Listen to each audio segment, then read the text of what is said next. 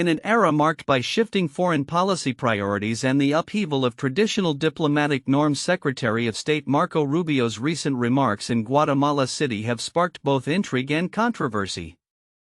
Speaking to a U.S. Agency for International Development USAID official, Rubio addressed the growing challenges surrounding American foreign aid, a topic that has become increasingly contentious under the Trump administration. His comments illuminate the complexities facing U.S. diplomatic efforts, particularly in regions like Central America and the Middle East, and reveal the administration's broader strategic objectives. During a question-and-answer session with Haven Cruz-Hubbard, the USAID mission director for Guatemala, Rubio described foreign aid as the least popular thing government spends money on. This admission comes at a time when the agency faces significant scrutiny and is undergoing drastic operational changes, including the placement of many of its overseas workers on administrative leave. Rubio's candid acknowledgement of the unpopularity of foreign aid reflects a broader trend in American politics where public misconceptions about international assistance often hinder effective policy implementation. Rubio's nuanced position reveals the tension between defending the importance of foreign aid while aligning it with U.S. national security interests. He emphasized that, for those of us in charge of doing the work of foreign policy, we understand it is essential, even as he underscored the need for USAID programs to be justifiable and defensible in the eyes of the public. This balancing act is indicative of the broader ideological shifts within the Trump administration, which has often portrayed foreign aid as extraneous to American interests.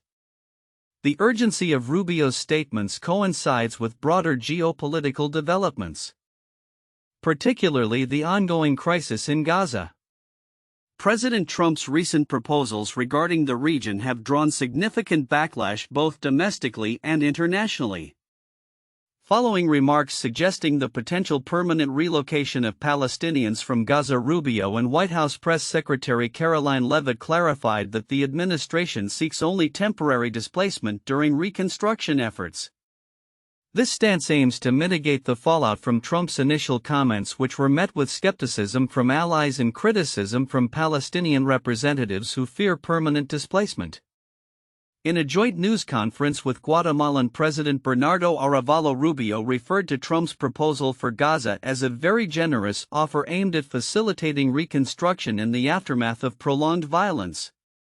However, this characterization has not assuaged concerns from Arab nations and others, who warn that such measures could destabilize the region further. The response from U.S. allies underscores the delicate nature of Middle Eastern geopolitics and the long-standing U.S. commitment to a two-state solution, which appears at risk of being undermined by the current administration's rhetoric and proposed actions. Amid these developments, Rubio's role as Secretary of State is particularly scrutinized given his recent appointment and the significant challenges that lie ahead. His previous remarks hint at a frustration with the rapid pace of operational changes within USAID, reflecting a recognition of the agency's vital role in U.S. foreign policy despite the current administration's antagonism towards it. "I know it's hard to ask for patience," he told Cruz-Hubbard, highlighting the anxiety permeating the diplomatic corps during this tumultuous transition, as the administration navigates these complex issues. The future of U.S. foreign aid and its role in global diplomacy remains uncertain. Rubio's dual focus on the necessity of foreign aid and the imperative to reframe it in terms of national security will be critical in shaping the administration's future engagements. The implications of these policy directions will likely reverberate throughout Latin America and the Middle East, challenging traditional diplomatic paradigms and redefining America's role on the global stage. How the administration reconciles its ambitious plans with the realities of international relations will be a defining feature of Rubio's tenure and the Trump presidency as a whole. In a significant display of international military diplomacy, Secretary of Defense Pete Hegseth recently engaged in a pivotal meeting with Israeli Prime Minister Benjamin Netanyahu. This dialogue, which took place on February 5, 2025, is reflective of the United States' ongoing commitment to bolstering its defense partnerships in the Middle East, a region marked by complex geopolitical dynamics and security challenges. During their discussion, Hegseth and Netanyahu addressed a range of pressing issues, including the ongoing tensions in the region, the strategic alliance between the two nations, and the implications of U.S. military support for Israel. The secretary emphasized the importance of maintaining a robust defense posture, stating, "We must ensure the security of our allies, and that includes unwavering support for Israel in the face of emerging threats." This sentiment resonates strongly in the context of rising tensions and the need for collaborative security measures. The meeting follows a series of engagements that underscore Hegseth's proactive approach to international defense strategy. His call with Singapore's Minister of Defense Ng Han on February 6 further illustrates his commitment to strengthening military ties across Asia and the Pacific, an area increasingly vital for U.S. interests. In these discussions, Hegseth has shown a clear intention to foster regional cooperation, a strategy designed to counterbalance the growing influence of China. Hegseth's tenure as Secretary of Defense has also been marked by a focus on modernizing the U.S. military and adapting to new forms of warfare. In recent remarks, he acknowledged the complexities of deploying U.S. forces, stating, "We are a very long way from that," in reference to potential military involvement in Gaza. This cautious stance indicates an awareness of the delicate balance needed in managing U.S. military engagements abroad, particularly in volatile regions. Beyond the strategic discussions, Hegseth's persona as a military leader is uniquely influenced by his personal history, which includes his extensive tattoo collection that reflects his military service and beliefs. These tattoos, ranging from the Jerusalem cross to patriotic symbols, serve as a canvas of his identity and values, illustrating his commitment to both his faith and his country. The choice of such symbols has sparked discussions about the intersection of personal belief and public service, particularly in the context of national security. As Hegseth continues to navigate the complexities of international defense relations, the outcomes of these dialogues will undoubtedly shape U.S. military policy in the coming years. The ongoing commitment to Israel, coupled with a broader strategy of enhancing alliances in Asia, signifies a pivotal shift in the U.S. approach to global defense challenges. Looking ahead, the effectiveness of these strategies will depend on a careful balance of military readiness, diplomatic engagement, and an understanding of the cultural and historical contexts that define U.S. relations with its allies. The evolving landscape of military diplomacy under Hegseth's leadership will be closely watched as it unfolds in the coming months. In a pivotal moment for public health and governance, the nomination of Robert F. Kennedy Jr. for the position of U.S. Health Secretary is advancing through the Senate, although not without significant controversy. This nomination, which has sparked intense debate among lawmakers and the public alike, reflects the deep divisions within American politics regarding health policy, particularly concerning vaccines and public trust in science. On February 6, 2025, the Senate Finance Committee voted narrowly, 14-13, to advance Kennedy's nomination. The vote showcased a clear partisan divide, with all Republican members supporting Kennedy and all Democrats opposing him. This outcome comes in the wake of heated confirmation hearings that have raised questions about Kennedy's past statements and positions on vaccines, which many view as contrary to established public health guidance. Senator Bill Cassidy, a Republican physician who had previously signaled potential opposition, ultimately chose to support Kennedy after reportedly engaging in extensive discussions with him and the White House. Cassidy expressed his belief in the importance of collaboration, stating, "Mr. Kennedy and the administration committed that he and I will have an unprecedentedly close collaborative working relationship if he is confirmed." He emphasized that Kennedy agreed to work within existing vaccine approval and safety monitoring systems, crucial assurances for many who are wary of his past rhetoric. Conversely, Democratic lawmakers have voiced strong concerns about Kennedy's nomination, particularly regarding his long history of promoting anti-vaccine sentiments. Senator Bernie Sanders articulated the fears shared by many, asserting, "I cannot in good conscience vote for someone who denies and will dilute our public health protections." This sentiment echoes the thoughts of over 900 public health officials across the country who have urged the Senate to prioritize scientific integrity in their decision-making. Kennedy's background is as multifaceted as the controversy surrounding him. Born into the politically illustrious Kennedy family, he holds degrees in American history and law and has spent much of his career advocating for environmental issues and public health. His recent political endeavors, including a bid for the Democratic presidential nomination in 2024, have further propelled him into the public spotlight. His campaign focused on themes of health and nutrition encapsulated in his slogan, "Make America Healthy Again," which resonates with a segment of the population increasingly skeptical of conventional medical and governmental institutions. As the Senate prepares for a full vote on his nomination, the stakes could not be higher. While Republicans hold a slim majority, the outcome remains uncertain. Many analysts predict Kennedy may ultimately secure the position given the partisan alignment of the vote so far.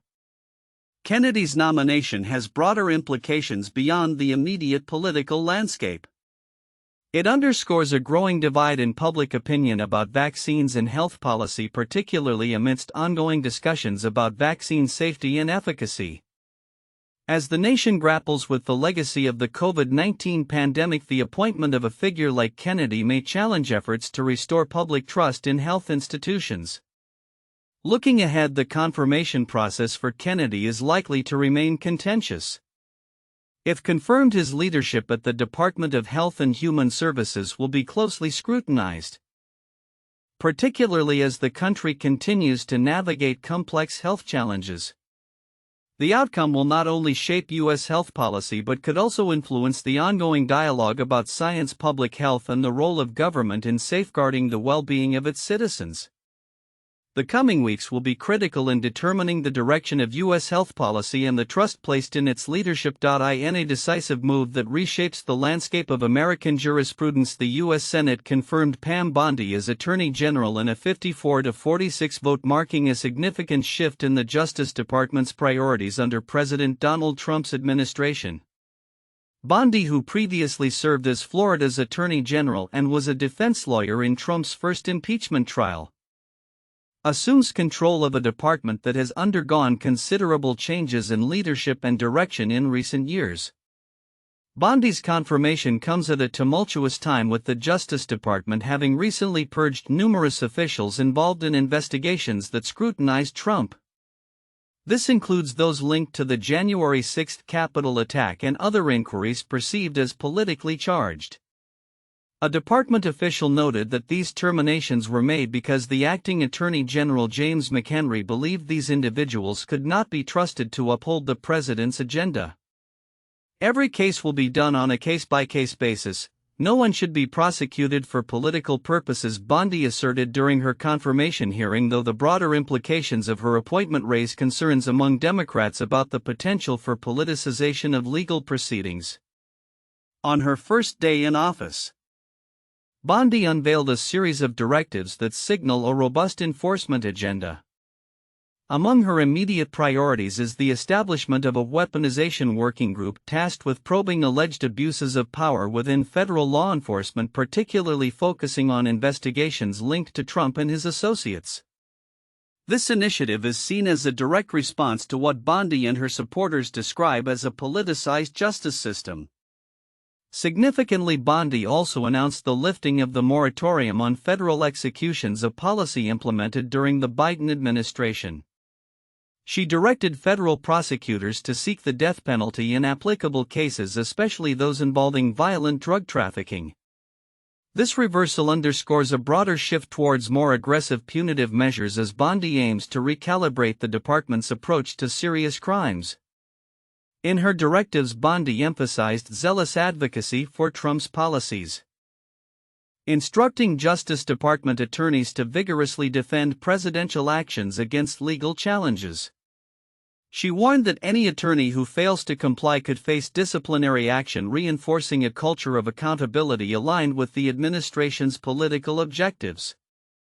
Furthermore, Bondi's plans to dismantle cartels and transnational crime organizations reflect a commitment to addressing drug-related violence and trafficking, with an emphasis on targeting the operational capacities of these networks rather than merely apprehending low-level offenders.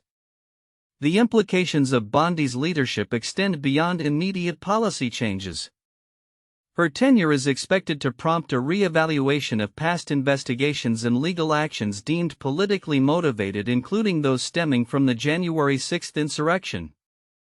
Bondi is determined to ensure that the Justice Department operates without what she describes as partisanship or weaponization, claiming that America will have one tier of justice for all. As Bondi forges ahead with her agenda, the political landscape remains fraught with tension. Critics argue that her directives could further entrench the politicization of the Justice Department, raising alarms about the potential misuse of power against political opponents. Meanwhile, Bondi's supporters express confidence that her leadership will restore a sense of order and accountability within federal law enforcement.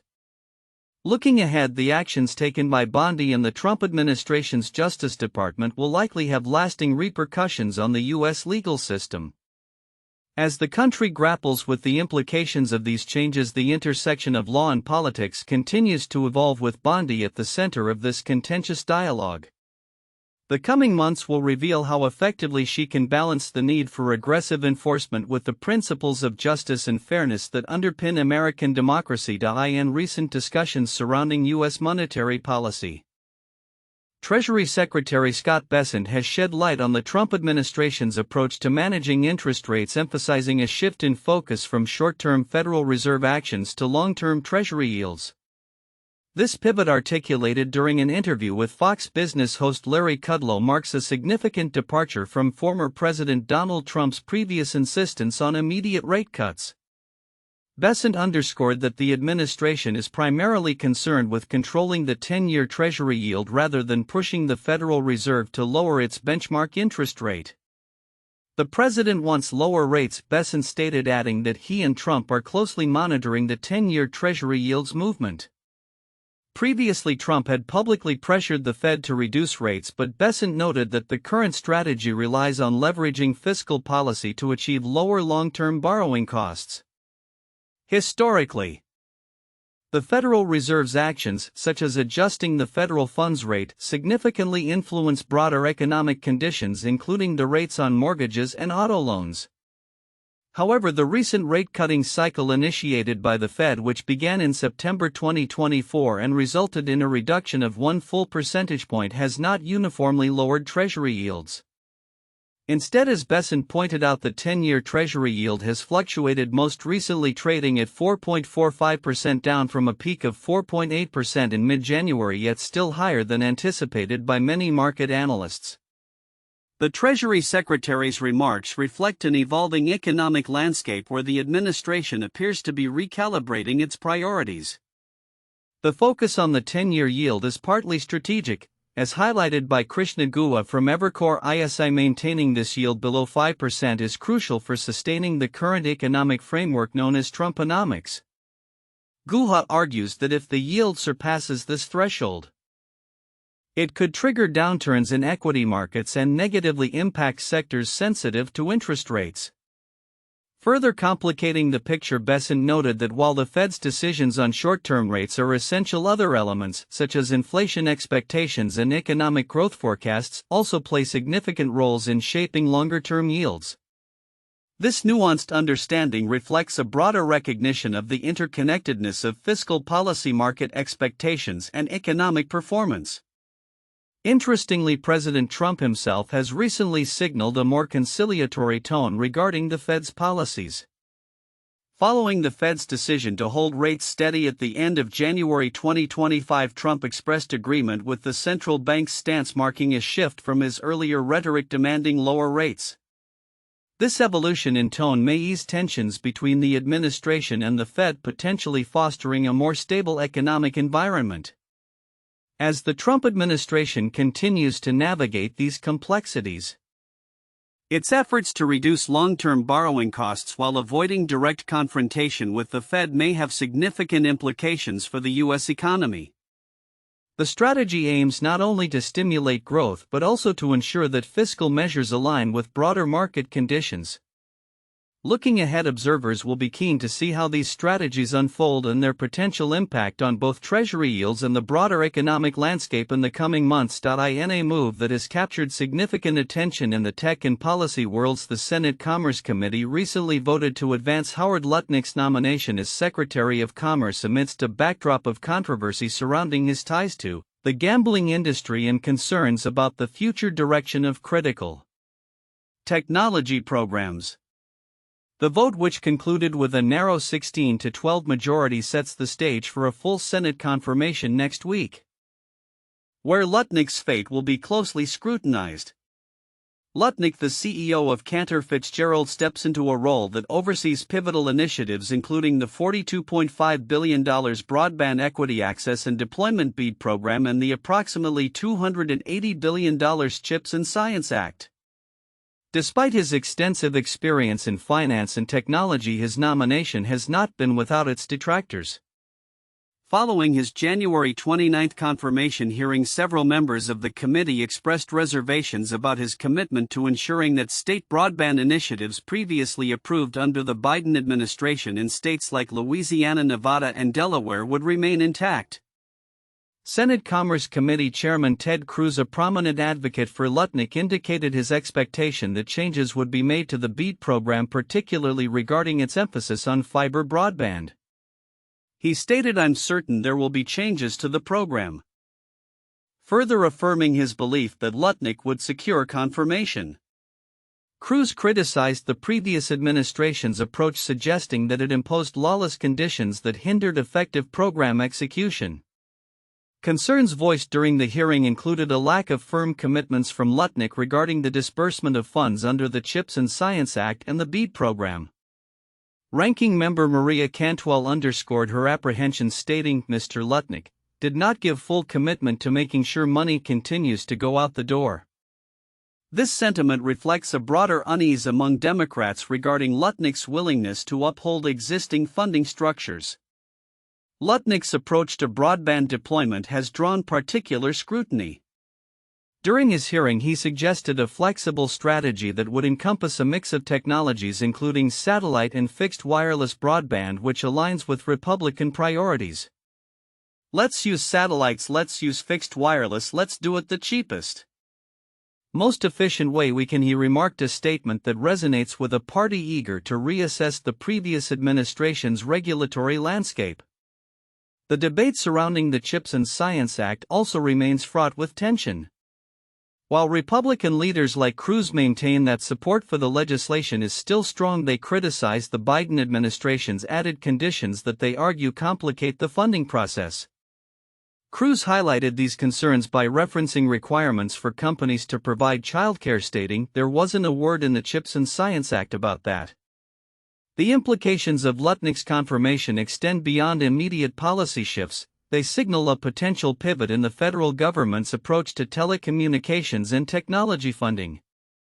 As the full Senate prepares to deliberate, the clash of priorities between the two parties is evident, particularly concerning the future of broadband access and technological innovation in the United States. As Lutnick's confirmation looms, all eyes will be on how his leadership could reshape the BEAD program and the CHIPS Act. The outcome will likely set a precedent for future technology policy, especially as lawmakers continue to navigate the complexities of an evolving digital landscape. Whether Lutnick can bridge the divide and foster bipartisan support remains to be seen, but the stakes for millions of Americans seeking equitable access to broadband and technological advancement have never been higher.